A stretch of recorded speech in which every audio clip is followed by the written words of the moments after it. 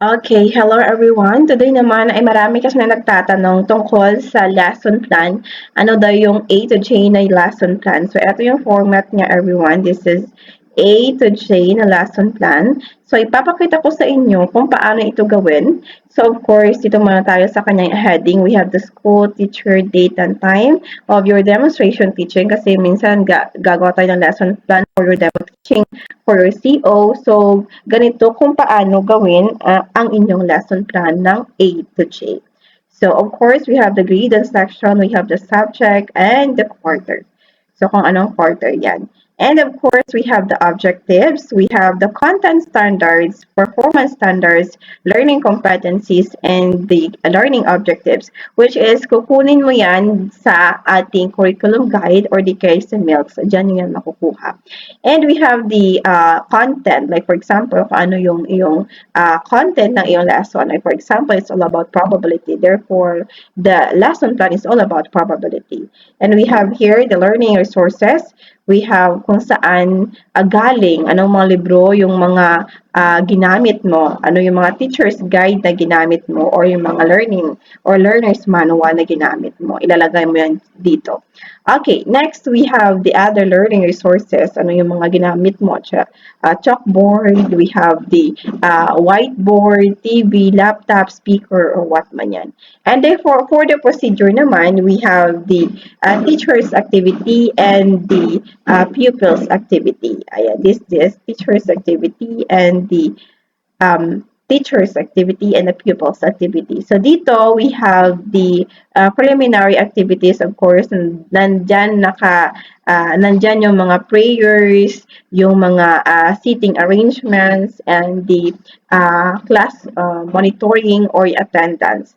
And dito naman sa reviewing previous lesson, of course, yung mga lesson na connected, of course, sa ating lesson plan or sa topic for today, yun yung mga i-review mo. Pwede yung mga last na topic or pwede naman yung mga topic na kumbaga connected dito sa iyong lesson. And for the establishing purpose of the lesson, dito mo naman ilalagay pwede yung mga learning objectives mo. Kung ano yung mga learning objectives mo na ipapabasa mo sa mga estudyante, ay dito mo yan ilalagay.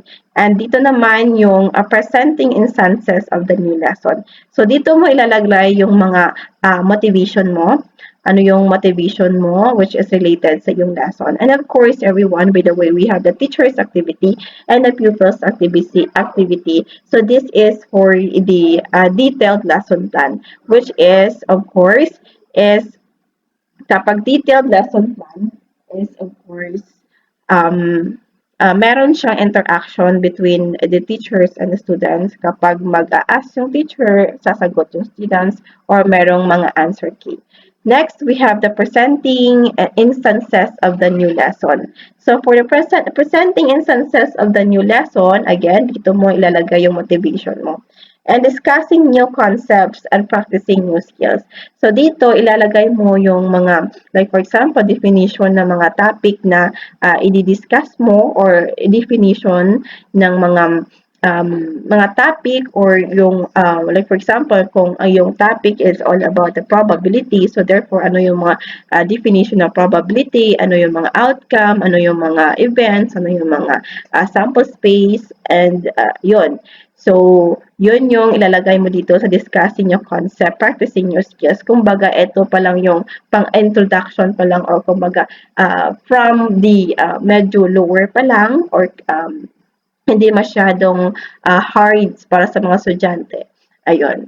So, dito naman sa discussing new concepts and practicing new skills, dito mo na ilalagay yung mga activities or di kaya mga examples mo para naman or may mga solving ka. So, dito mo yan ilalagay sa discussing new concept and practicing new skills.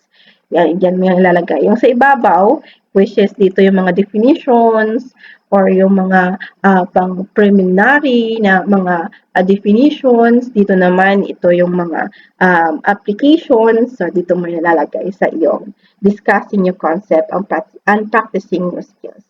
And dito naman sa developing mastery lead to formative assessment. So, dito naman yung groupings Like for example, no, dito mo may mga groupings ka na mga activity na ipapa-answer sa mga students na by group, dito mo yan, pwede mo yan. Or individual, dito mo yan ilalagay. And of course, may mga answer key yan dapat. And we have the finding practical applications of concepts and skills in daily life or daily living. This is for the G. Ito yung mga paano ila-apply ng mga estudyante yung topic na yan sa daily life nila. And of course, we have making generalizations and abstraction about the lesson. Which is dito naman is ano yung mga natutunan ng mga estudyante sa yung lesson sa discussion mo.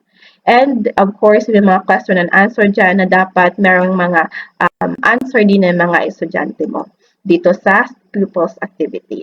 And we have the evaluating learning. Dito naman yung i-test mo. Dito mo ilalagay yung iyong mga test. So, evaluating learning. Dito mo naman ilalagay yung inyong mga exams or evaluation for today. And for the additional activities, dito mo naman ilalagay yung iyong assignments. Yun, additional activities for applications and remediations. Ito yung mga remarks and reflections, everyone, by the way. So, which is number of learners who earn 80% of the formative assessment, number of learners who record additional activities for remediations who scored below 80%. Ayan. So, ipiprint mo lang yan, everyone, and this is your like for example, ikaw ay teacher applicant or di kaya naman ikaw ay magsi-CO. So, ilalagay mo lang dito yan yung teacher. Ayan, teacher. And then, yung pangalan mo sa ibabaw. So, ganyan lang yan kung paano gumawa ng A to J na lesson plan format. So, that's all for today, everyone. Sana nakatulong sa yung video na ito. Please subscribe sa ating YouTube channel. And paki-like na din at paki-share na din para makatulong ko sa iba. That's all for today, everyone. Goodbye and God bless.